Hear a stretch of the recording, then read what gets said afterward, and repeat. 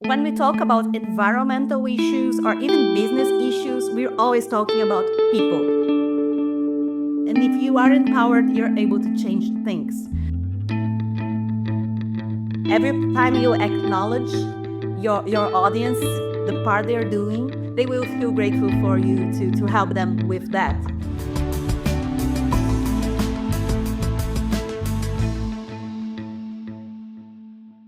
All right, Caroline. Well, it's a pleasure to have you here, to see your big smile, to be able to host a small space where we can learn about sustainability, where we can learn about different topics that event professionals are going to find very valuable.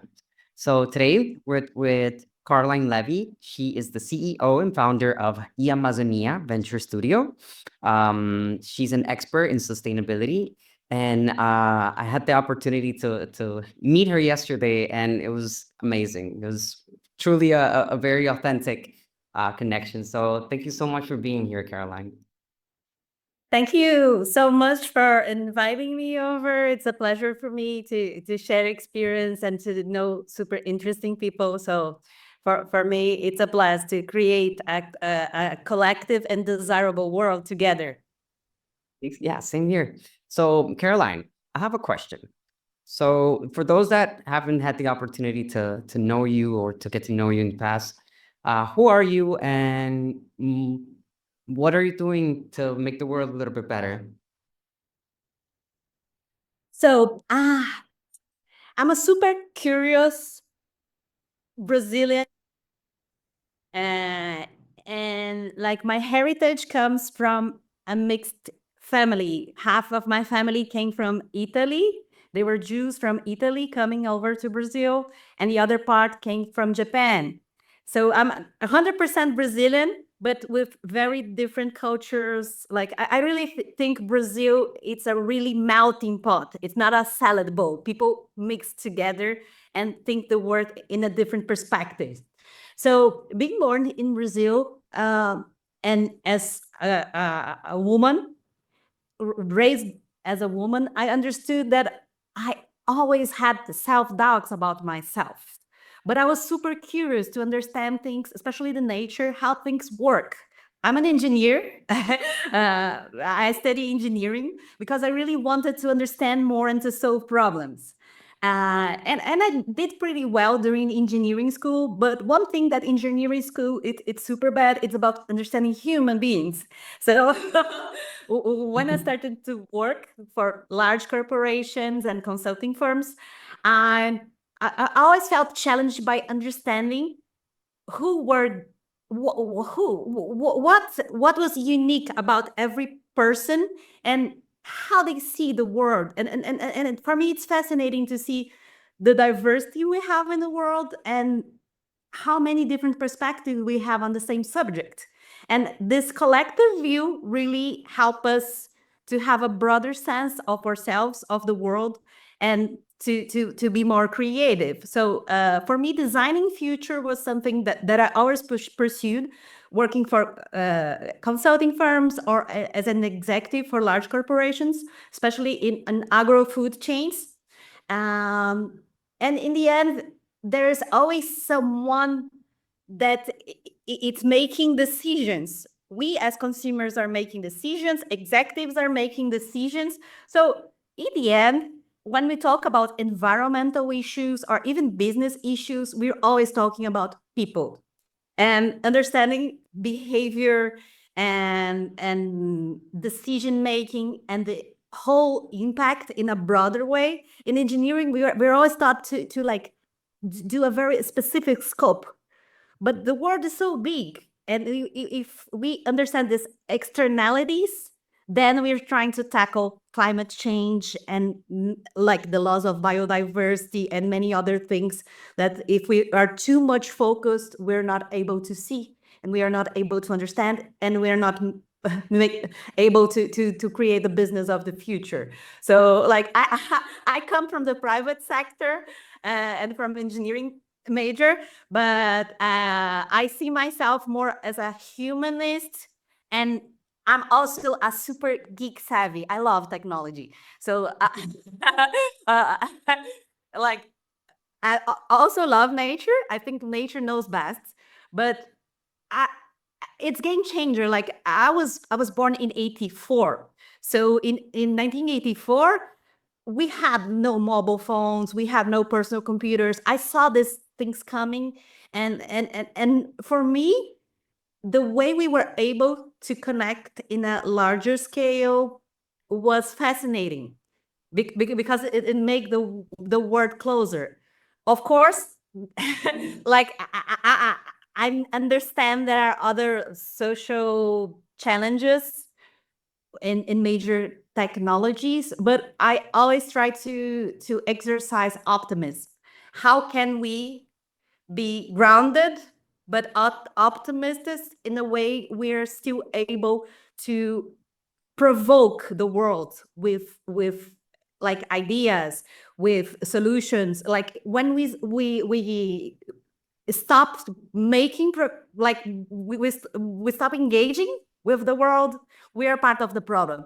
So I prefer to be part of the solution, and I really believe technology can be game changer. So I worked for big corporations like Uber, and also I'm a founder myself. I founded my first startup in 2011, and it was like a wedding marketplace.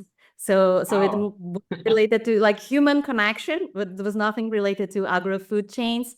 But like this startup way of creating future, you learn fast, you share more, you have more horizontal relationships, and I think when we are able to learn fast and to test ourselves and to improve our human relations in small scale, this thing can have a positive impact. Of course, we have to measure, we have to be super responsible. We can't go fast and break things forever.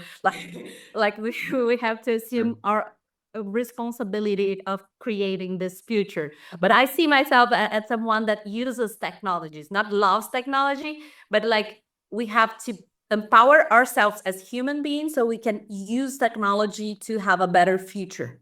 How do you see sustainability and technology coming together?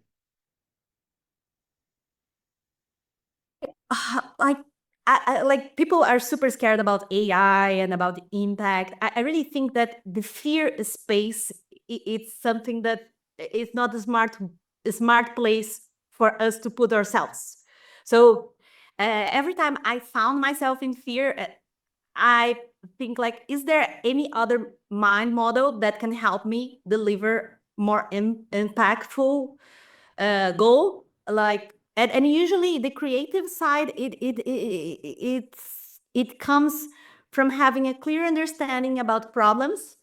And if you know what problem you're trying to solve and you get curious about understanding this problem in a very deeper way, deeper than like exchanging knowledge, you're not like, we're humans. We are super small. We're not able to know anything. So like we have to share and know people that know better, that have more knowledge, that have more connection, and we have to ask help.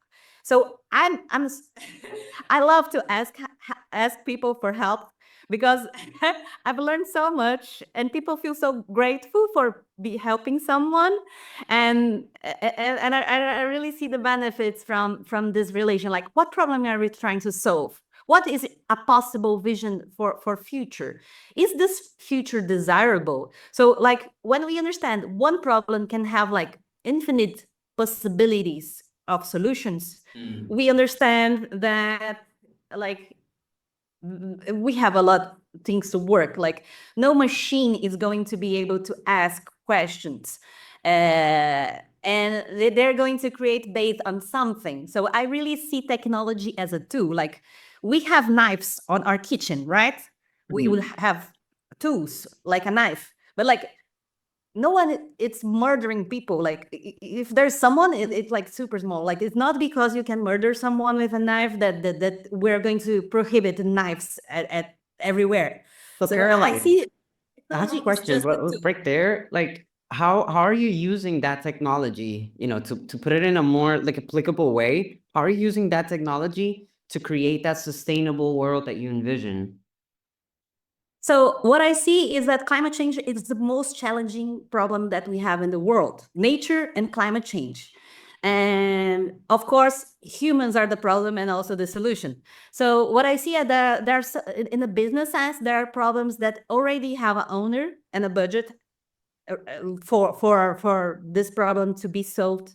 And I really like my venture studio focus on understanding big problems that need solutions to be delivered, how much money these problems have on the table to be solved, and then what talents, what like what kind of talent or talented people are able to understand this problem in a deeper way. And also, we already have a pool of solutions and technologies.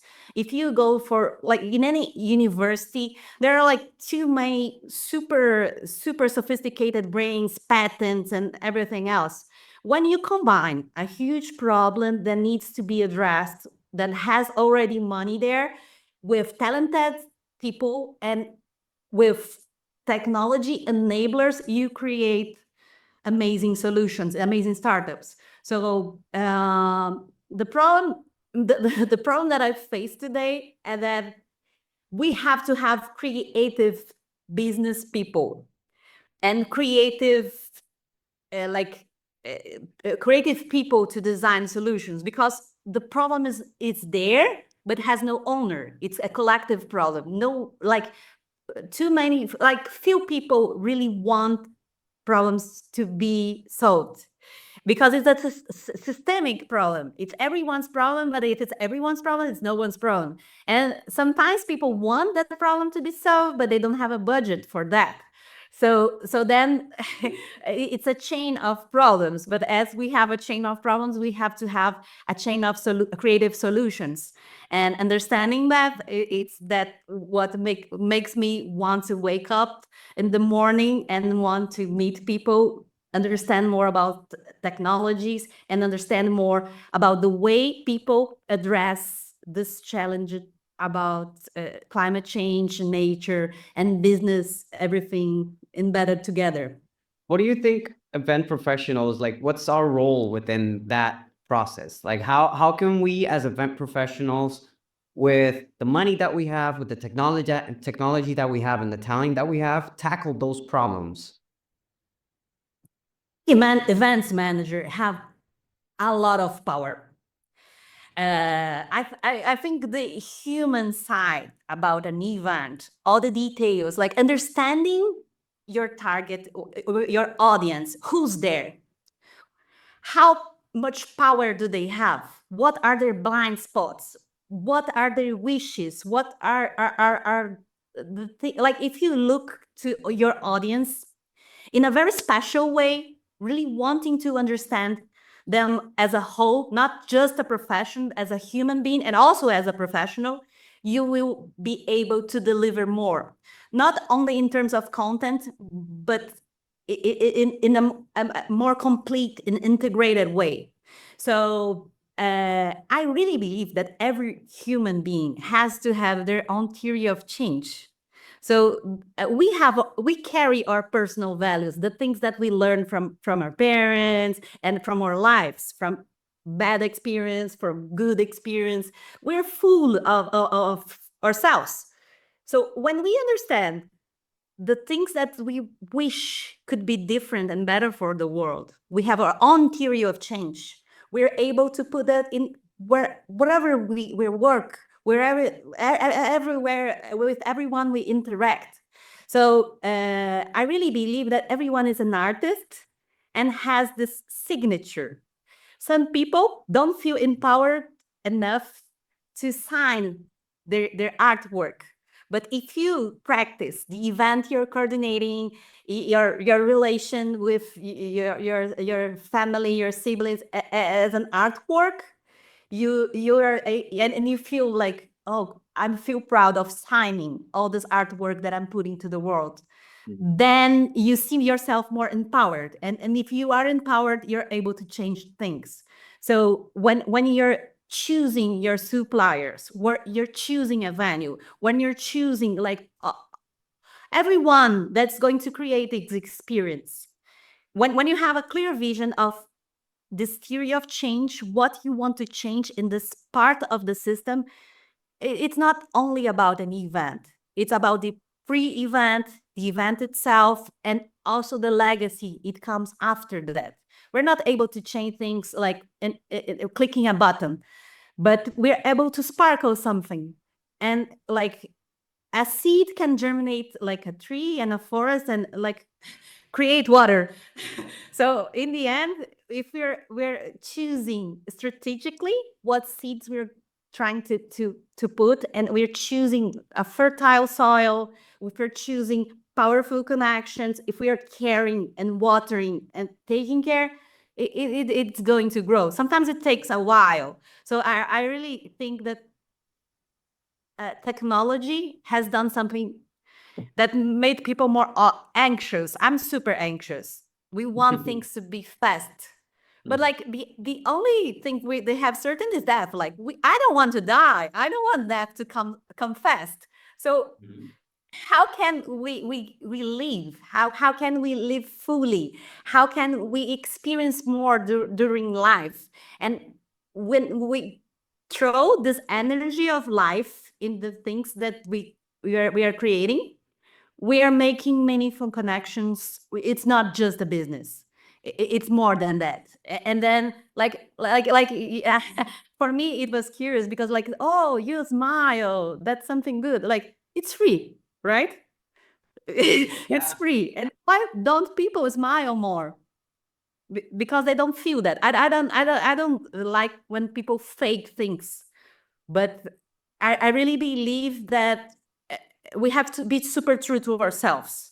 Like people are sick of lying and caring, greenwashing, and like this responsibility of being coherent. Like of course, we're not able to change everything. We have to be patient. We have to control our anxiety, and we have to control and manage these stakeholders in a way we can create some positive impact. So one thing that I've learned from event planning is that when you have more time, you're able to reduce impact, because then you're able to think in a more complete way. You're able to meet new suppliers. You're able to, like, to question yourself: is that the best decision? Should I try something new?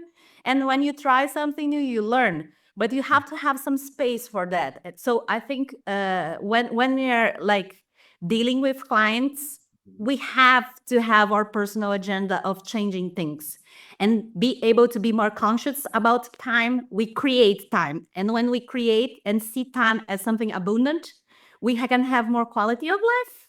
We can have more time. We can like employ more people. And that's something make our lives better.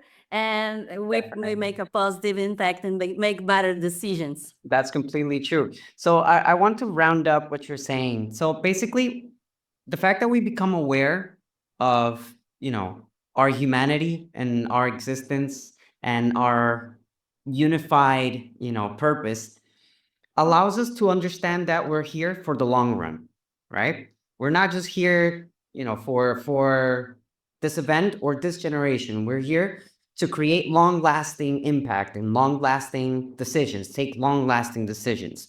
Those decisions, from what I understood, come before the event, selecting with enough time the right suppliers, obviously taken into consideration as the center of all this, the audience, but picking those suppliers that are actually going to be there as seeds for making that process sustainable in the long run, making it, last through generations. So at the end, how do we make this? And that's kind of like my question right now. How do we make this profitable? How is being sustainable something that is profitable? I don't like to put like numbers first. So I really think we have to create value in a way we can share value. So the good question here is, what is value?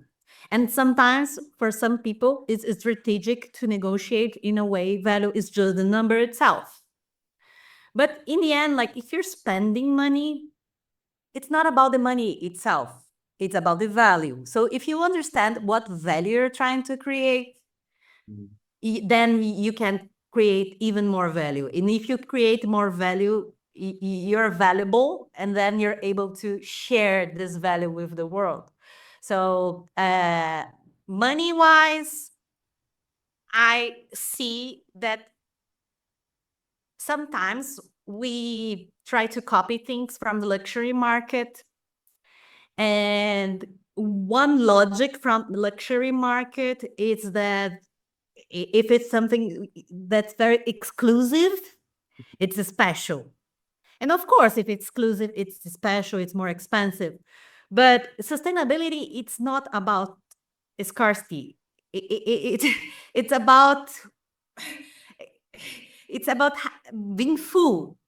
It's about regenerating. It's giving more than taking. So when we understand that we don't have to exclude people, we don't have to be selfish. We can be full, and when we are full, we can be complete with other people, and this inspiration can grow, and then people can be more generous. Because if you have like 1,000 bananas, they're going to spoil. You have to share. You know you have to share. But like if you think there's only few bananas, you're going to accumulate, and then it's going to spoil, and then you're going to feel you should feel bad about it. So being more collective than competitive, it's one thing that we have to change. And I really think that the green is the new gold. So, like, there are some pieces of gold that I carry from like my grandma, or from my husband. I wear a gold ring. When I was in the forest and understood where this gold came from, like under the trees. So some part of deforestation is supported by gold industry. I can be smarter and like have all these meaningful things attached to another thing. So now I'm wearing like bio jewel. So this jewelry are made like from women that are artisans. So I'm supporting art work made by women within their communities. So like this graphism represents like a snake head. Like I'm super afraid of snakes, but I want to carry the power of the snake to remember myself that I shouldn't fear the world. I want to The live snake is the fully. door opener. It's the one that opens Yeah. doors. Yeah, I know. Yeah, and it's so powerful, like to share culture, to mix things. So I think when we understand that when we share a story, like that one you shared with me, I didn't know about it. The specific things about snake. When you share the stories, it's something that makes my world bigger, and make me full of myself. And we shared something. I take something from you, you take something from me, and we have a life full of experiences. I think event planning have to go in this storytelling and on these details.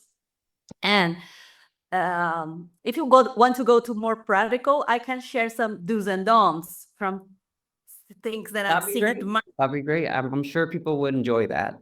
So, just to wrap up this part of if sustainability is actually profitable or not, what I what I interpret is basically, if you're generous, thinking of the collective, abundance comes, When you think about other people, when you think about what's in the best interest of all of us, you know, abundance kind of like comes naturally, right? Now, is that yes? I think so. I think so. But one thing that I want to point out is that it's not just about ourselves. It's about this collective abundance. So being able to influentiate who pays the bill. So there's someone paying a bill.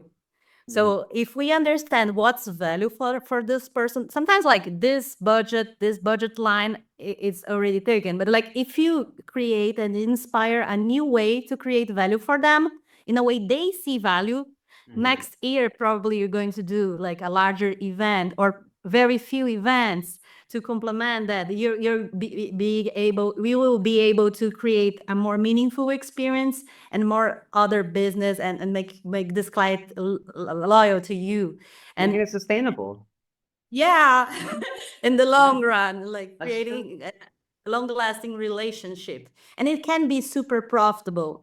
Uh, for example, like the water. Like if you're in New York designing a event there, you can serve single water glass bottled water that comes from Swiss Alps. But like, is it sustainable? It's not. Like sometimes spring water, local spring water, it's much more, it's cheaper, it's local, and it has less impact or all the carbon footprint. So yeah, I'm carrying my own bottle. Sometimes like when you ask people to help you out and you understand that you only have a small impact, but like if you can influence others, like to do their part, then people are doing something together, and that's collective experience actually save you money because you're not going to spend on disposables, and then you're not going to spend on like waste management. We are going to spend less money doing things because you choose a different pathway, but you have to have time to create a fluid experience, a desirable experience, so people like are willing to be part of the school party. They want to have their role and they want to feel proud about it, so that they don't want to have a bad experience. But they want to collaborate. So, and every time you acknowledge your audience, the part they're doing, like they're compensating carbon, or they're like choosing a vegan option in the meal. Every time they're doing a choice that you help them do, they will feel grateful for you to help them with that, because you're caring about them, and then they feel appreciated to care about others and to like rethink things and take the inspiration forward. Thank you so much, Caroline. I really appreciate your insights. Now, before we wrap up the interview, what would be three things that you would like people to take home from this interview? One thing is that never forget about the human, even if it's a technology event. Put humans first. And the second is having a theory of change, even that if you're not like showing it to your client, but like having a personal view of what do you want to what changes do you want to see in the world, because then it will make your intentionality clear. And the third one is like celebrate small victories, because uh, uh, everything counts. And if you start small, then they're able to don't forget about it and feel excited. So sometimes we don't celebrate the small wins, and then we don't feel that so sometimes people feel like it's not easy to work with sustainability, especially if you're trying to do the right thing. So there will be many different challenges. If you don't celebrate small victories, you get tired, and then you don't want to pursue the long run. It's a marathon, it's not a sprint. So uh, sometimes like you don't have to compare yourself with others. Compare with your own reality, do small steps, celebrate all the small steps, and feel proud about yourself. Because if you empower yourself, you will be able to change things in the long run. Believe in the long run. The long run, it's positive, and keeping this positive mindset helps you go through the journey. Thank you so much, Caroline. I really appreciate your words.